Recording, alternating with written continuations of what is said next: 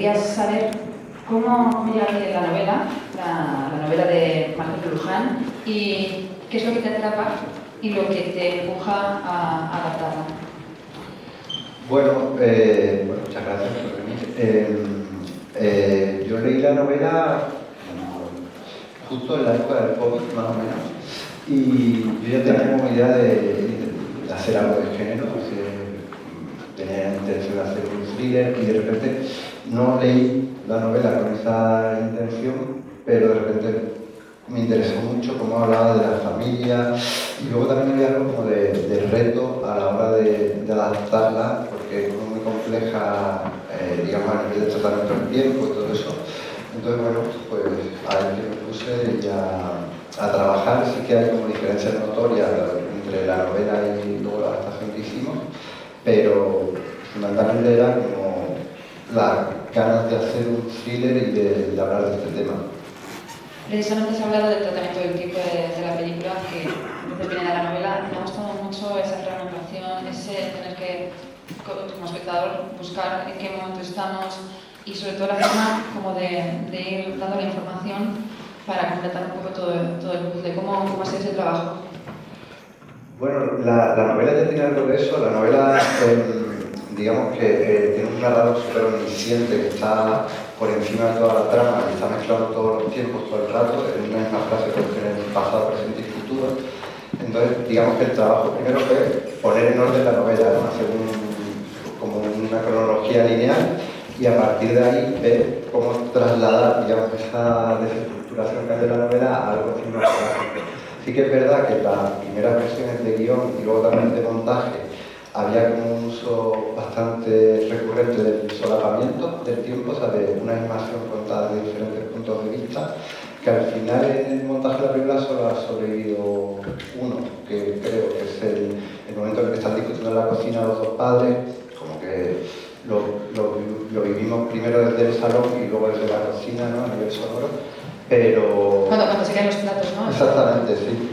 Digamos que en las primeras versiones de montaje de rodaje había más de eso, lo que pasa es que al final la película se acaba alargando bastante y el recurso se vuelve un poco reiterativo, pero bueno, era como intentar probar cosas, ¿no? Y algunas que funcionan mejor, otras peor, y no sobreviven, otras no. Y también me interesa muchísimo ese primer plano secuencia, o sea, quiero saberlo todo. Ajá. ¿Cómo se hace?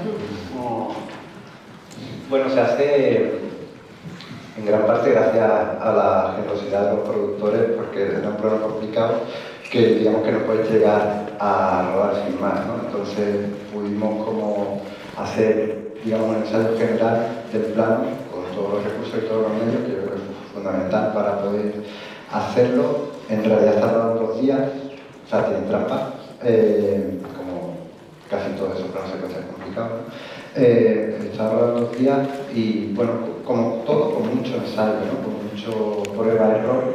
Digamos que es un plano hasta que se monta en el coche y es un plano desde que se monta en el coche. Sí, porque ese es el momento cuando, o sea, como que entra por la ventana y está... Sí, ese momento en el que la cámara, digamos, se introduce dentro del coche, es como el punto de corte invisible de los 2 planos de rodaje. ¿Y el accidente? O sea, porque el accidente, o sea... Claro, lo que pasa es que en realidad hay un corte porque, digamos, ya pasamos como a verlo a través del teléfono móvil de Fabián y claro, eso ya es otro plano, digamos así. O sea, en el primer montaje de la película es un corte real y de montaje también lo es. Bueno, quería preguntar a Coldo y a Guadalupe, eso que es también... ¿Por qué os metéis en este proyecto y qué es lo que más os atrapó de Subsuelo? Hola, buenos días. Bueno, yo he producido todas las películas de Fernando hasta ahora y creo que fue con esta película que tuvimos la primera aproximación con La Zona para entrar en una colaboración, creo que fue en el año 2000, justo después del COVID sería.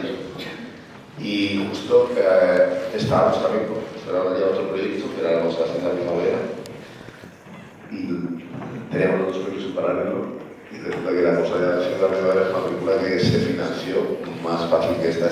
Tengo que decir que es una película que nos ha costado bastante sacar adelante, tiene un recorrido más largo de financiación por la complejidad, la temática que tiene. No es una película tan sencilla de de Armada, porque realmente a mí personalmente me apetecía mucho sacarla del autor, me interesó desde el primer momento. Pero la paradoja fue esa, que la conservación de la primera llegó después y salió antes. Pero bueno, han sido dos experiencias magníficas y la colaboración con la zona ha sido estupenda estos años, estos dos proyectos. Un poco lo mismo, viene de Erasmo además, la relación con los viajeros y el afán por seguir trabajando con Fernando. En realidad es verdad que hayan acabado un poco las dos pelis a la vez.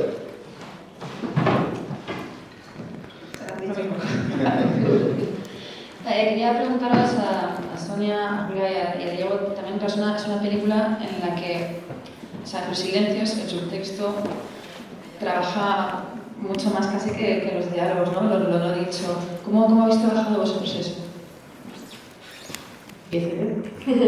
Bueno, por suerte, como decía Fernando, hemos tenido la oportunidad de poder ensayar mucho, de poder probar, de poder equivocarnos, de poder ver hacia dónde vamos, cuál es la mirada de Fernando y ponernos en común, y esto creo que ha sido muy importante porque cuando llegamos al rodaje la familia ya estaba hecha y entonces había todo un trabajo donde ya las miradas estaban en su sitio ya, y esto es gracias a los ensayos. No siempre se puede hacer, a veces económicamente no se puede mantener unos ensayos en tiempo como para poder investigar, ¿no?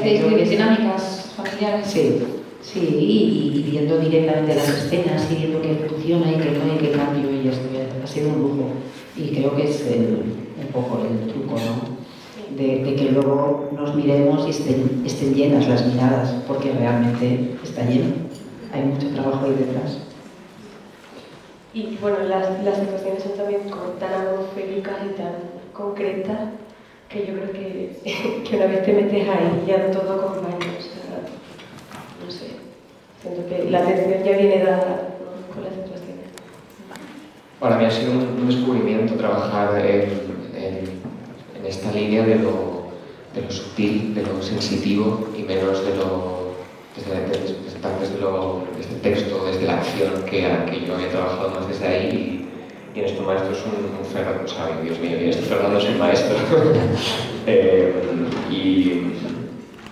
Pues, es muy interesante porque sí, porque también uno de los aprendizajes que me llevo es que la propia cámara ya está captando cosas que tú no tienes por qué subrayar y hacer de más, porque ya hay algo en el texto, en cómo la mirada de tu compañero está puesta en ti y al revés, y cómo eso va a montar, y cómo quiero decir que hay algo en el propio artificio del cine en el que hay que confiar también, y esto ha sido como muy revelador.